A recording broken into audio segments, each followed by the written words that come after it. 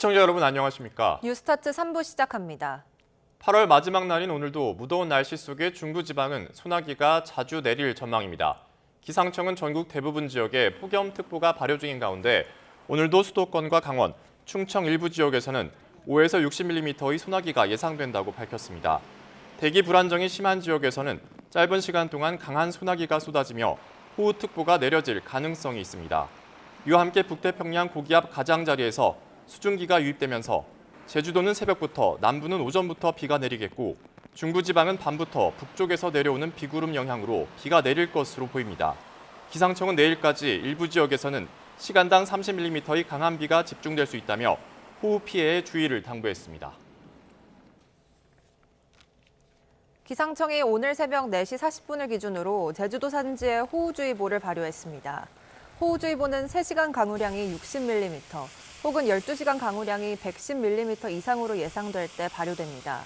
전국에 호우 관련 특보가 내려진 다른 지역은 없는데 제주도 동부와 북부에는 폭염 경보가 내려진 상황입니다. 이재명 대통령이 최악의 가뭄을 겪고 있는 강원 강릉시를 직접 찾아 현장을 점검하고 즉각적인 재난상태 선포를 지시했습니다. 또 국가소방동원령 발령을 통해 추가 급수 지원 조치도 내렸습니다. 정인용 기자가 보도합니다. 이재명 대통령이 휴일에 없던 일정으로 가뭄 장기화로 생활용수 부족에 시달리는 강원 강릉시를 방문했습니다. 최대 식수원인 오봉저수지 저수율이 15%대에 머물며 물 부족 우려가 커지자 직접 현장을 찾아 상황을 점검한 겁니다. 최하 4만 톤이 필요하다고. 네. 아까 보니까 대충 18,000톤 정도는 지금 현재 확보되어 있고 22,000톤 정도를 추가 확보된다 그 말이에요. 이 대통령은 강릉시 재난안전상황실로 이동해 기관별 대처 현황도 보고받았습니다. 이 자리에서 단기적, 중장기적 대응책을 함께 논의한 뒤 행정안전부 장관에게 다른 지자체와 정부 차원의 인적, 물적 긴급 지원이 가능한 재난사태 선포를 지시했습니다. 이어 국가소방동원령 발령도 주문했는데 이에 따라 강릉 가뭄 지역에는 소방탱크 차량 50대를 동원해 하루 2천여 톤의 추가 급수 지원이 이뤄집니다. 이 대통령은 식수 확보를 위해 전국적인 지원이 필요한 만큼 여유가 있는 다른 지자체에서 도움을 줄 것을 당부하기도 했습니다. 전국 단위로 오늘 요청을 좀 해서 공동체 의식도 함양할 겸 좀 기부 권고도 좀 한번 하시고요. 국민 기부 권간장도 좀 하시고. 이 대통령은 경포대 횟집거리에서 상인들도 만나 최선을 다해 가뭄 관련 대책을 세울 거라고 강조했습니다. 이 대통령이 방일 방미 정상외교 이후 첫 현장 일정을 소화한 건데 앞으로는 국내 민생 문제 해결에 집중할 걸로 보입니다. YTN 정인용입니다. 강원 강릉시를 지역구로 둔 국민의힘 권성동 의원은 이재명 대통령이 극심한 가뭄 피해를 겪는 강릉에 재난사태를 선포하자 정부의 결정에 강릉 시민을 대표해 감사의 마음을 전한다고 밝혔습니다. 권 의원은 어제 SNS에 특검의 위협에 굴하지 않고 강릉시 국회의원으로서 자신은 정부의 조치가 현장에서 차질 없이 진행되도록 꼼꼼히 챙기겠다며 이같이 적었습니다. 또 강릉을 비롯한 가뭄 취약 지역의 상수원 다변화와 선제 투자가 필요하다며 수도권 중심으로 설계된 상수도 체계 또한 재점검해야 한다고 촉구했습니다. 어제 오후 5시 반쯤 경기도 평택시 팽성읍에 있는 텃밭에서 70대 여성이 쓰러진 채 발견돼 병원에 옮겨졌지만 숨졌습니다. 경찰은 당시 이 여성이 작업복을 입고 농사일을 하다가 쓰러진 것으로 보고 있습니다.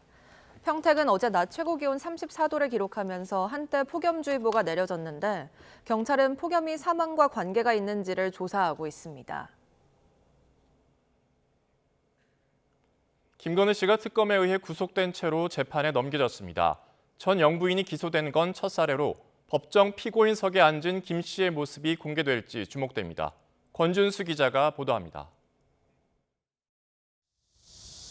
민중기 특별검사팀이 김건희 씨를 기소하면서 김 씨는 전 영부인으로선 처음으로 형사재판을 받게 됐습니다. 관심은 지난 4월 윤석열 전 대통령의 내란 우두머리 혐의 첫 공판 때처럼 법정에 선 김 씨의 모습이 공개될지입니다. 법원은 언론사의 신청을 받으면 재판장이 국민의 알 권리 등 공익이 있는지를 따져 중개 허가 여부를 결정합니다. 지난 2017년 박근혜 전 대통령의 국정농단 사건과 2018년 5월 이명박 전 대통령의 뇌물수수 횡령 혐의 사건, 그리고 윤 전 대통령의 내란 우두머리 혐의 재판도 재판부의 고심 끝에 공개된 바 있습니다. 다만 김건희 특검법엔 재판을 공개적으로 중개할 필요가 있다고 명시한 조항이 없습니다. 내란 특검법에서 특별한 사정이 없는 한 재판장이 중개를 허가해야 한다고 적시하고 허가하지 않을 경우엔 이유를 명확히 밝히라고 한 것과 대조적입니다.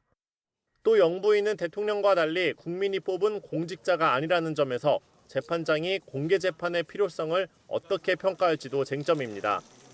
일각에선 특검이 김 씨를 조사하며 포토라인에 세웠던 것도 망신주기라고 주장해오기도 했는데 김 씨의 도이치모터스 주가 조작 사건과 명품백 수수 의혹 등 여러 사안에 대한 국민적인 관심을 고려하면 투명한 재판을 위해 법정 내부 모습을 공개해야 한다는 목소리도 만만치 않습니다. YTN 권준수입니다. 민중기 특별검사팀은 김건희 씨의 어머니와 오빠도 수사선상에 올려놓고 있습니다. 김 씨 일가족이 나란히 재판을 받게 될 수도 있다는 관측도 나옵니다. 조성호 기자가 보도합니다. 김건희 씨가 나토 순방 때 착용한 명품 목걸이의 모조품이 발견된 곳은 오빠 김진우 씨의 장모 집입니다. 거액의 현금 다발과 다른 귀금속들도 나왔습니다. 진품을 모조품으로 바꿔치기한 정황이 유력한데 김 씨 집도 오빠 집도 아닌 장소에 보관한 이유가 뭘까? 특검은 수사에 혼선을 주기 위해 증거를 없애려던 걸로 보고 있습니다. 김건희 씨를 비롯한 모든 관련자들의 수사 방해 및 증거인멸 혐의를 명확히 규명하겠습니다. 양평 공흥지구 관련 의혹 수사도 속도를 내고 있습니다. 김 씨 모친 최은순 씨가 설립에 참여하고 오빠가 대표로 있는 가족기업 ESIND가 아파트를 짓는 과정에서 각종 특혜를 받았다는 의혹입니다. 김 씨 오빠가 특검에 불려나왔고 최 씨의 오랜 동업자이자 최측근으로 알려진 김충식 씨가 피의자로 지목돼 강제 수사를 받았습니다. 김 씨 모녀를 향해 수사망이 빠르게 좁혀오는 겁니다. 특검은 지난 2023년 서울 양평고속도로 종점 노선이 김 씨 일가 땅 주변으로 바뀐 과정도 들여다보고 있습니다. 원희룡 당시 국토부 장관과 양평군수였던 국민의힘 김선교 의원 등이 특혜를 주는 데 개입했다고 의심하고 있는데 윤석열 전 대통령과 김 씨 일가가 관여했는지도 확인할 걸로 보입니다. 특검 수사 결과에 따라 김 씨와 함께 어머니와 오빠까지 법정에서 나란히 재판받게 될 수 있다는 관측이 나옵니다. YTN 조성호입니다. 검찰 개혁을 놓고 불협화음이 잇따르자 민주당은 소속 의원 연찬회를 계기로 갈등 봉합 국면에 들어갔습니다. 다만 최종 검찰 개혁안이 만들어지기까지는 당정은 물론 당내 의원들 사이에서도 격론과 이에 따른 잡음이 이어질 것으로 보입니다. 백종규 기자가 보도합니다. 추석 귀성길에 검찰청 폐지 소식을 전하겠다. 속전속결 검찰 개혁을 강조해온 정청래 대표. 검찰개혁 TF, 언론개혁 TF, 사법개혁 TF를 가동시키겠습니다. 추석 전에 3대 개혁 작업을 마무리하겠습니다. 다만 전광석화 개혁 추진보다는 신중하게 검찰 개혁을 완수해야 한다는 목소리도 존재합니다. 이 같은 의견 차이는 당을 넘어 정부와 대통령실까지 확대됐습니다. 쟁점은 속도를 내되 졸속은 안 된다는 이재명 대통령의 발언 직후 당내 이견이 처음 노출됐습니다. 입법이 완료되는 것은 좀 더 시간을 필요로 하지 않을까 싶습니다. 정기국회 내 연말까지잖아요. 네. 대통령이 민주당 지도부와 만찬 자리에서 교통 정리를 하며 논란이 일단락되는 듯 했지만 이번에는 친명계 좌장인 정성호 법무장관이 제동을 걸면서 당정 엇박자 논란이 일었습니다. 민족 통제에서 벗어난 국가기관, 특히 수사기관이 있어서는 안 된다고 생각하기 때문에 그러한 점들이 함께 고민해야 될 것 같습니다. 네. 차분하고 확실한 개혁을 강조한 건데 민주당 강경파들은 공개적으로 정 장관을 향해 불쾌감을 표현했습니다. 당 지도부는 장관께서 좀 너무 나가신 거 아닌가? 이런 생각을 갖고 계신 것 같습니다. 출범한 지 100일도 안 된 정부에서 집권 여당이 같은 당 출신 장관과 대립각을 세우는 건 이례적입니다. 정 장관이 연찬회에서 한 발 물러서면서 서둘러 봉합 수순에 접어들었고 이견 없습니다. 이게 뭐 수사기소 분리의 원칙이 확실하고 이 법의 주도권은 정부가 아니라 당이 갖고 있는 거잖아요. 이 대통령 역시 당에 힘을 실어줬습니다. 국회에서 개혁 과제를 잘 추진해 주시리라 믿는다. 말보다는 행동과 결과가 앞서는 국정을 운영해 보고자 한다. 국회도 그랬으면 좋겠다라고 인사말을 맺었습니다. 외형상 갈등이 정리된 것 같지만 당내에선 문재인 정부에서 사법 시스템에 대한 면밀한 접근과 설계 없이 추진한 검수완박으로 혼란이 커졌다는 점을 기억해야 한다며 시행착오가 반복될까 우려 목소리가 나오는 것도 사실입니다. 이번 주 검찰개혁 당론이 확정되고 공론화 과정이 무르익으면 갈등이 반복될 가능성은 여전합니다. 어찌 보면 70년 넘게 유지해온 형사사법체계 변화를 두고 여러 의견이 나오는 건 당연합니다.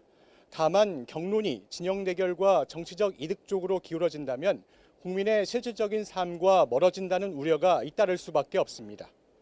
YTN 백종규입니다.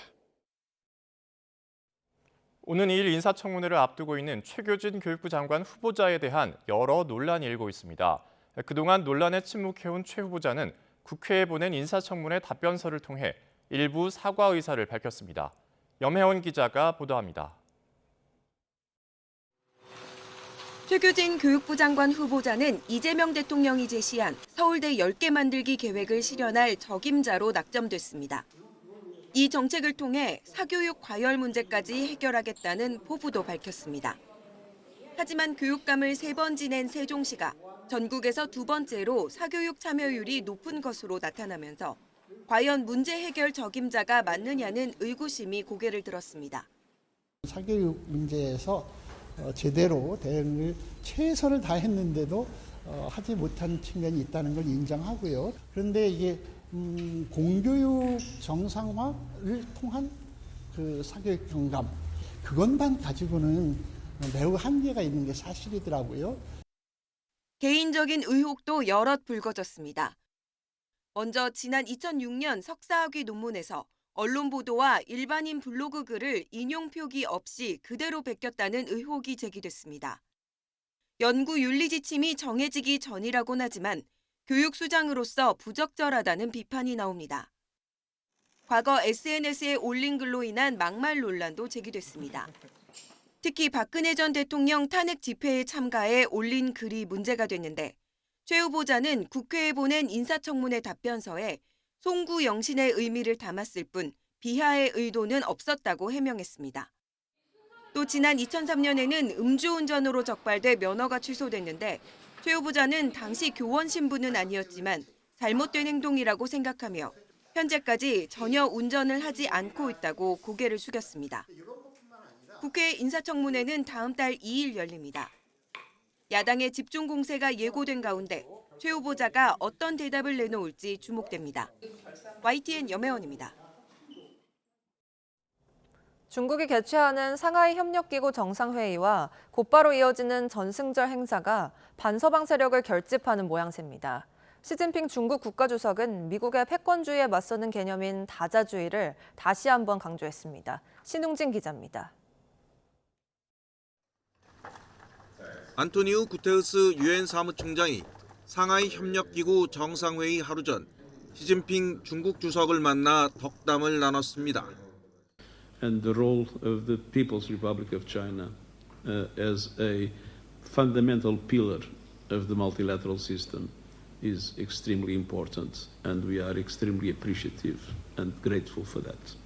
미국의 패권주의에 대항하는 다자주의를 강조해온 시진핑 주석은 구테우스 사무총장의 발언에 흔쾌히 화답했습니다.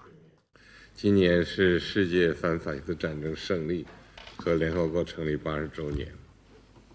历史启示我们，多边主义团结合作是解决全球性难题的正确答案。 나렌드라 모디 인도 총리와 캄보디아 등 각국 정상들도 잇따라 텐진에 도착해 시 주석을 만났습니다. 카자흐스탄, 아제르바이잔 등 옛 소련 국가 정상들도 속속 합류하면서 자연스럽게 반서방 연대의 진용이 갖춰지는 형국입니다. 특히 주목받는 부분은 전승절 열병식에 시 주석의 좌우에 김정은 북한 국무위원장과 블라디미르 푸틴 러시아 대통령이 함께하는 장면입니다. But by stepping into this wider context and meeting with Xi and Putin, Kim is signaling, I think, in a very demonstrable way that he has a global presence and he's part of this stronger axis of authoritarian regimes. 이번 전승절 행사에 서방 세계는 불편한 기색을 감추지 못하고 있습니다. 우크라이나전 종전 협상이 지지부진한 가운데 이들에게 도전하는 세력이 의기투합하는 모습을 지켜봐야 하기 때문입니다. 미국과 유럽의 정상들은 물론 중국 주재 대사 등 고위급 인사들조차도 참석 의사를 밝히지 않으면서 신냉전이 본격화할 것이라는 전망이 나오고 있습니다. YTN 신웅진입니다. 국민의힘 지도부가 중국 전승절 80주년 기념 행사에 당 소속 의원을 보내지 않기로 결정했습니다. 국민의힘 김성원 의원은 우원식 국회의장과 함께 전승절 행사 참석을 위해 출국할 예정이었지만 김정은 북한 국무위원장 참석 소식을 듣고 지도부와 논의한 끝에 국내에 남는 쪽으로 일정을 바꾼 것으로 확인됐습니다. 김 의원은 이번 방중 의원단 가운데 유일한 국민의힘 소속이었습니다.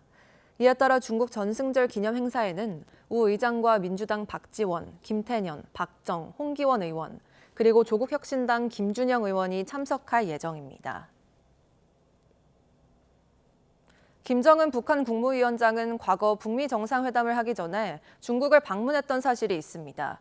이 때문에 김 위원장의 이번 중국 방문 결정을 두고 북미 회담 재개와 관련 있는 것 아니냐는 관측도 나오는데 지금은 그때와 상황이 다르다는 분석이 우세합니다. 홍성기 기자가 보도합니다. 김정은 북한 국무위원장은 지난 2018년과 2019년 두 번의 북미 정상회담 당시 모두 중국을 먼저 들렀습니다. 회담 한 달 전에 중국을 먼저 방문해 최우방국인 중국의 동의와 지지를 구하는 절차를 거친 겁니다.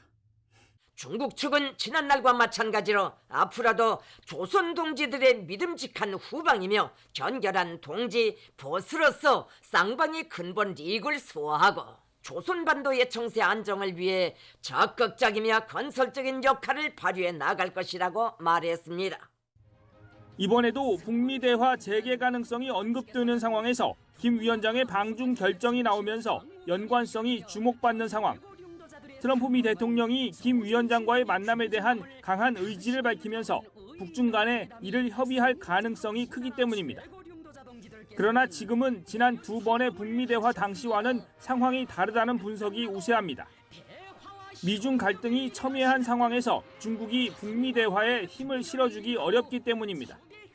당시는 중국, 러시아가 북미 정상회담을 적극적으로 지원하고 지지하는 그런 입장이었다면 지금은 미중 관계가 상당히 대립적인 상황이잖아요. 특히 미국의 대중국 견제가 가속화되고 있는 이런 상황에서 오히려 시진핑 중국 주석이 북한에 대한 자신의 영향력을 과시하는 측면도 담겨 있습니다. 시진핑 주석이 내가 초청하면 김정은 위원장은 오지만 트럼프 당신이 아무리 얘기해도 그건 쉽지 않다. 그러니까 중국과 시진핑 주석이 한반도 북한에 대해서 확실한 영향력이 있다라는 것을 좀 보여주는 그런 행사다라고 생각이 됩니다. 전문가들은 북중러 정상이 한자리에 모이는 사상 초유의 모습이 최근 공고해지는 한미일 3국 공조에 대한 맞대응 성격도 담고 있다고 보고 있습니다. YTN 홍성기입니다. 지난주 한미 정상회담에서 트럼프 대통령은 미국 정상으로는 처음으로 북한 땅을 밟았던 6년 전 판문점의 추억을 떠올렸습니다. 올해 김정은 북한 국무위원장과 다시 만나고 싶다는 의사도 밝혔는데 북한이 쉽게 대화의 문을 열고 나올 것 같지는 않습니다. 신호 기자입니다. 판문점 남측 자유의 집에서 트럼프 대통령이 걸어 나옵니다. 북측 판문각 쪽에서는 김정은 위원장이 다가옵니다. 역사상 처음으로 군사 분계선 위에서 만난 북미 정상. 각하께서 한 발자국 건너시면 사상 처음으로 우리 땅을 밟으시는 미국 대통령이 되십니다. 두 사람은 1분 조금 넘게 북한 땅에서 대화를 나누다가 다시 분계선을 건너와 세 번째 정상회담을 가졌습니다.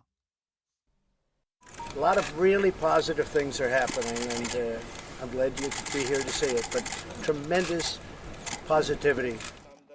트럼프 대통령은 이번 한미 정상회담에서도 그날 본 판문점의 파란색 건물을 떠올렸습니다. Remember when I walked across the line and everyone went crazy? But I looked in and I saw more rifles pointing at me than you could. There were a lot of rifles in that building. The Secret Service was not happy. 김정은 위원장과의 신뢰 덕분에 자신은 안전하다고 느꼈다면서 북한의 잠재력도 기분 좋게 지켜세웠습니다. 올해 김정은 위원장을 만나고 싶다고 하자 이 2달 뒤 경주 에이펙 정상회의가 계기가 될지 질문이 나왔고 남북 정상회담도 주선할 만큼 김 위원장과 사이가 좋다고 강조했지만 농담도 섞여 있었습니다. We'll arrange a meeting between you and Kim Jong-un. Would you like that? That's a very tough question right now. 6년 전 판문점 정상회담은 하노이 회담 결렬 뒤 넉 달 만에 성사되면서 기대를 모았지만 이후 북미 대화는 문도 못 열었습니다. 우크라이나 전쟁 등 달라진 국제 정세 속에서 북한은 미국의 대북 정책 변화를 평가하면서 대화 재개 의지를 가늠하는 탐색의 시간을 가질 것으로 보입니다. YTN 신호입니다. 지난 사흘 동안 모습을 드러내지 않아 건강 이상설이 제기됐던 트럼프 미 대통령이 골프장에서 건재한 모습을 보였습니다. 트럼프 대통령은 현지 시간 30일 버지니아주의 트럼프 내셔널 골프클럽에서 손주들과 함께 시간을 보내고 있는 모습이 백악관 풀 기자단에 포착됐습니다. 앞서 트럼프 대통령은 지난 26일 백악관에서 3시간 넘게 내각회의를 주재했지만 이후 사흘 동안 공개석상에 나타나지 않았고 이번 주말부터 미국 노동절인 9월 1일까지 공개 일정이 없다는 공지가 나왔습니다. 이달에만 26건의 공개 일정을 소화한 트럼프 대통령이 이례적으로 모습을 드러내지 않자 온라인에서는 건강 이상설이 제기됐고 포브스는 구글 상위 검색어에 트럼프 사망이 포함됐다고 보도하기도 했습니다. 도널드 트럼프 미 대통령이 워싱턴 DC에 이어 시카고에 군 병력 투입을 예고한 가운데 시카고 시장이 저항에 나섰습니다. 현지 시간으로 30일 민주당 소속인 브래던 존스 시카고 시장은 트럼프 대통령에게 시카고에 군대를 배치하지 말 것을 요구하는 내용의 행정명령에 서명했습니다. 브랜던 시장은 또 행정명령에서 시카고인들의 권리를 침해하는 연방정부의 조치에 저항하기 위해 모든 가용한 법적 방안을 추구할 것을 시카고시 정부 각 부처에 지시한다고 밝혔습니다. 트럼프 미 대통령이 제시한 러시아와 우크라이나 정상회담 시한이 코앞으로 다가왔지만 총성은 멈추지 않고 있습니다. 러시아는 공습을 이어가겠다고 선언했고 우크라이나에서는 도심에서 정치인이 피살됐습니다. 워싱턴 홍상희 특파원입니다. 금요일 밤 주택들이 화염에 휩싸였습니다. 현지 시간 29일 러시아군이 우크라이나 자포리자를 포함한 중부와 남부 도시에서 밤새 대규모 공격에 나서면서 마을은 쑥대밭이 됐습니다. Дуже пострадало, во-первых, що весь товар пострадав. Пострадало, ви бачите, що тут опять оборудовання, це буде в таку копійку обійдеться. Ну, чесно, морально дуже важко. 러시아군 총참모장은 주도권은 러시아군이 잡고 있다며 거의 모든 우크라이나 전선에서 공세를 계속하고 있다고 말했습니다. 우크라이나 서부 르비우에서는 안드리 파루비 전 의회의장이 한낮 도심에서 총에 맞아 현장에서 숨지는 사건까지 일어났습니다. 볼로디미르 젤렌스키 우크라이나 대통령은 끔찍한 살인이라며 비통한 심정을 표했는데 러시아와의 연관성은 아직 확인되지 않았습니다. 지난 18일 트럼프 대통령은 젤렌스키 유럽 정상들과의 백악관 회담에서 러시아와 우크라이나 정상회담이 2주 안에 열릴 것이라며 다음 달 1일을 회동 시한으로 제시했지만 총성은 계속되고 있습니다. Perhaps both sides of this war are not ready to end it themselves. The president wants it to end, but the leaders of these two countries need it to end and want it to end. 미 매체 악시오스는 우크라이나 전쟁과 관련해 백악관은 유럽이 협조하지 않는 것으로 판단하고 있다고 보도했습니다. 미국이 러시아산 석유 수입 전면 중단을 요구하고 있지만 유럽이 나서지 않고 있고 젤렌스키 대통령에게도 영토 양보에 동의하지 말라고 조언하고 있다는 겁니다. 백악관 고위 당국자는 트럼프 대통령이 러시아와 우크라이나가 유연성을 보일 때까지 외교적 노력에서 물러나는 방안을 진지하게 고려하고 있다고 전했습니다. 워싱턴에서 YTN 홍상입니다.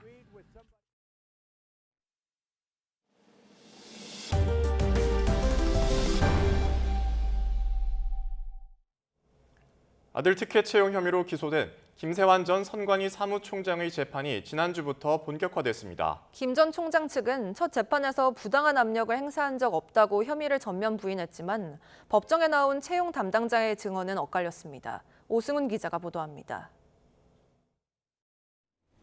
지난 2023년 선관위 고위직 자녀를 둘러싼 특혜 채용 의혹에 대한 감사원 감사 결과 조직적인 채용 비리 정황이 드러났습니다. 장관급 고위공무원이던 김세환 전 선관위 사무총장이 아들 채용에 부당하게 개입했다는 의혹까지 불거졌습니다. 아드님이 세작으로 불리셨던데 모든 특혜 지원 직접 지시하신 건가요? 죄송합니다. 김 전 사무총장은 지난해 12월 기소됐는데 지난 25일 8개월 만에 첫 공판이 열렸습니다. 김 전 총장은 지난 2019년 11월 선관위 2인자인 사무차장 시절 인천 강화군청에서 일하던 아들 A씨가 선관위 8급 경력직으로 채용되도록 부당한 영향력을 행사한 혐의를 받고 있습니다. 없는 자리까지 만든 건 물론 공고도 뜨기 전에 담당자에게 전화해 잘 봐달라고 청탁하거나 면접관까지 가까운 동료들이 맡도록 압력을 행사한 혐의입니다. 채용 후에도 이례적인 승진으로 선관위 내부에서 이른바 세자로 통했는데 인천 선관위 전입을 위해 지원 요건을 낮추고 단독 관사까지 특혜 제공한 혐의도 적용됐습니다. 김 전 총장은 첫 재판에서 모든 혐의를 부인했습니다. 아들을 잘 부탁한다거나 친분이 있는 과장을 면접에 참여하도록 지시한 사실이 없다고 주장했습니다. 반면 당시 인천시 선관위 총무과장으로 채용을 담당한 핵심 증인 B씨의 증언은 달랐습니다. B씨는 청탁 전화를 받았던 사실을 인정하며 당시 외교부 장관 자녀 채용으로 나라가 혼란스러웠던 기억이 있어 심적 부담이 컸다고 토로했습니다. 특혜 채용 지적 우려에 면접위원을 외부 인사로 위촉하려고 했지만 관철하지 못했는데 본인이 직접 면접위원으로 참여하는 게 아니면 책임을 회피할 수 있다고 생각했고 비겁했던 것 같다고 자책도 했습니다.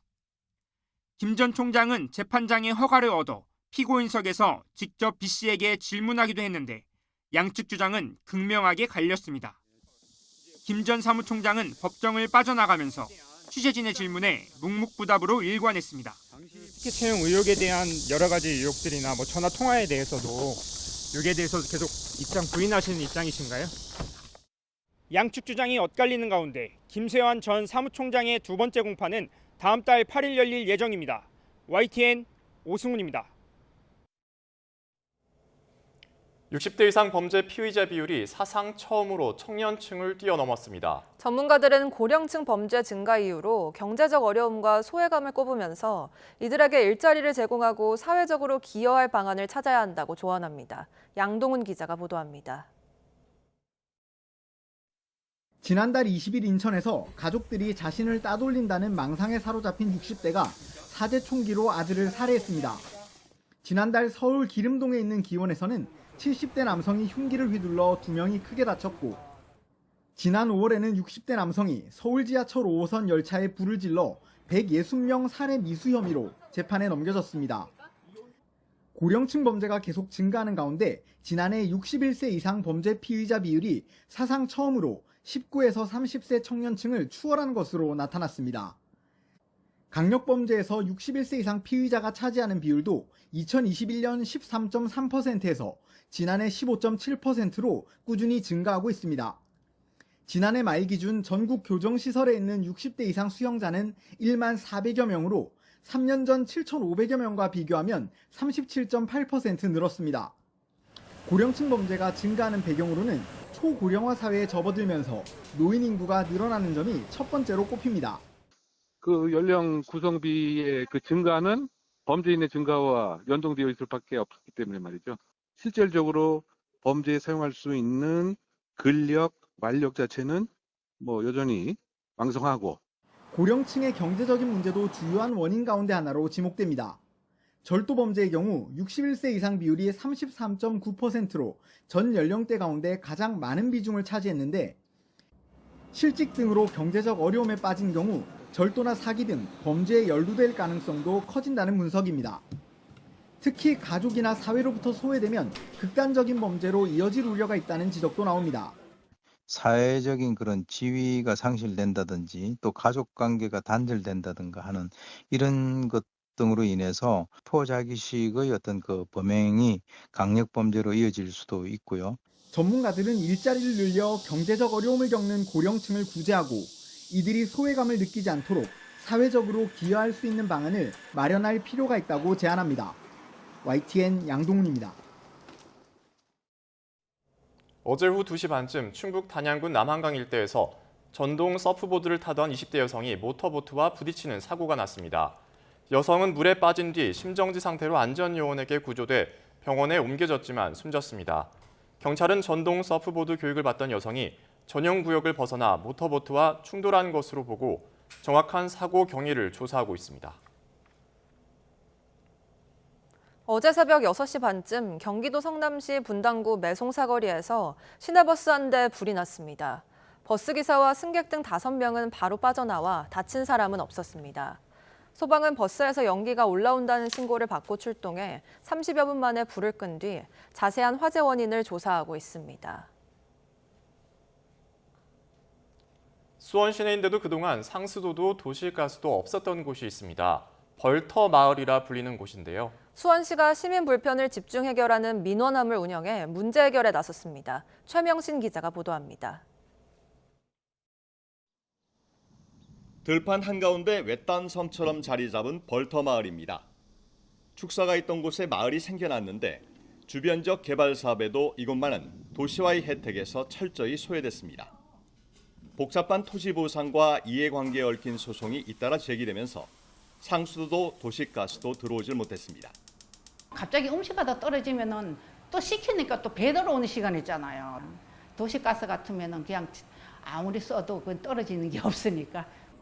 그런데 지난 5월 시민 불편을 100일간 집중적으로 해결한 수원시 시민의 민원함에 사연이 접수되면서 상황이 반전됐습니다. 수원시가 태스크포스를 꾸려 여러 차례 현장 점검에 나서고 도로공사와의 협의 끝에 오는 11월까지 상수관과 도시가스를 설치하기로 했습니다. 10년 넘게 이어진 불편이 100일 만에 해결된 겁니다. 민원은 단순한 요청이 아니라 시민의 삶 그 자체입니다. 수원시는 앞으로도 현장에서 시민의 목소리를 직접 듣고 끝까지 책임지는 그런 행정을 이어가겠습니다. 수원시가 지난 100일 동안 접수한 민원은 1,650여 건에 달합니다. 시는 민원함 운영 경험을 바탕으로 민원인과 단계별로 소통하는 민원 관리 체계를 구축할 계획입니다. YTN 최명신입니다.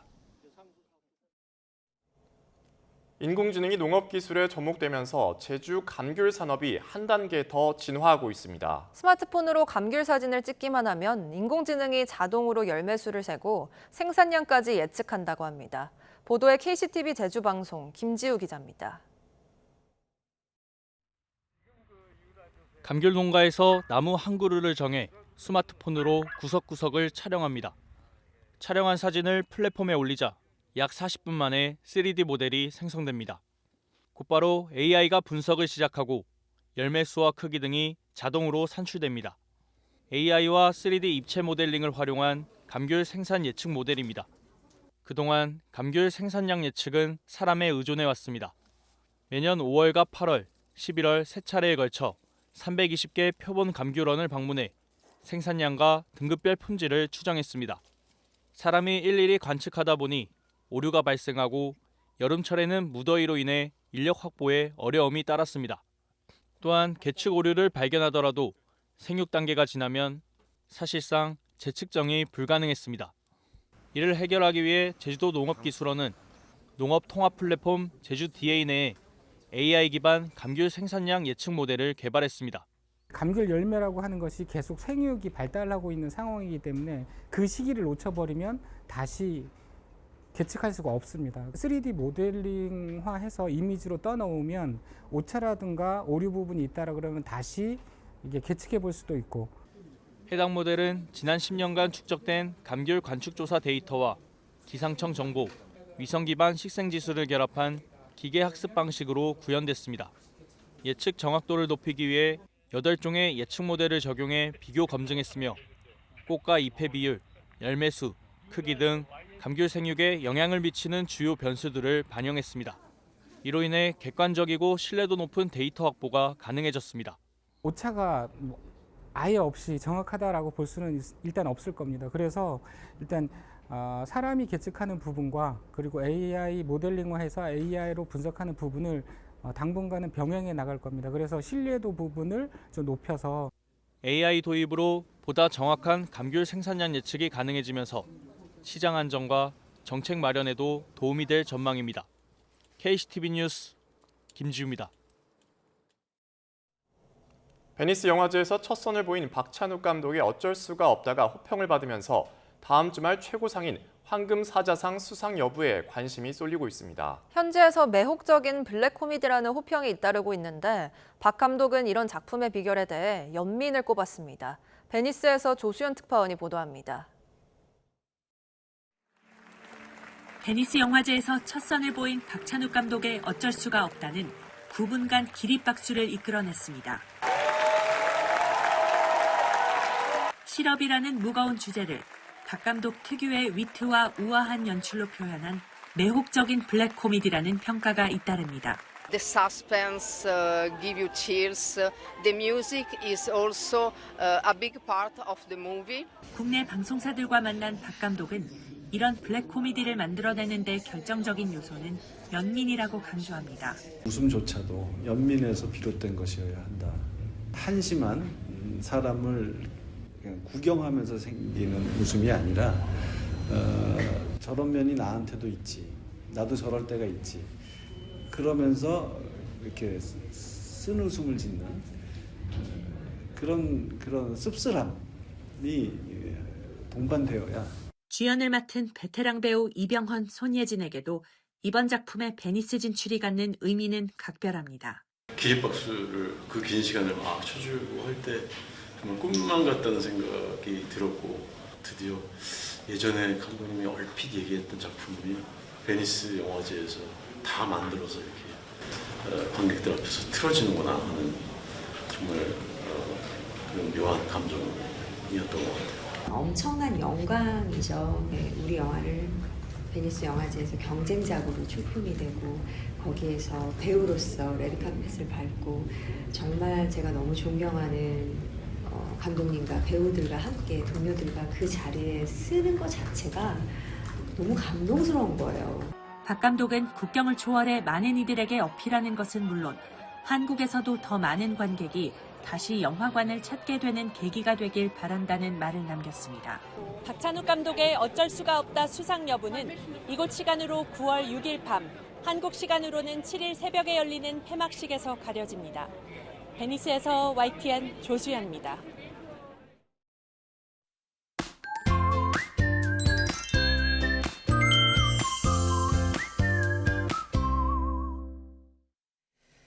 오늘 무더위 속 소나기와 비 소식이 있습니다. 오후까지 중부지방은 소나기가 오겠는데요.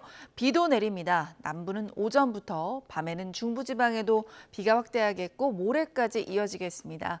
서울, 경기와 강원, 경남에는 최고 80mm, 제주 산간과 남해안의 많은 곳은 100mm 이상의 폭우가 예상되고요. 시간당 30mm 이상의 국지성 호우도 예상됩니다. 폭염도 계속됩니다. 대부분 지방에 폭염특보가 이어지고 있습니다. 현재 기온은 서울이 25.3도고요. 낮 기온은 서울이 31도, 대구는 34도까지 오르겠습니다. 날씨였습니다. 뉴스타트 3부 마칩니다. 시청해주신 여러분 고맙습니다.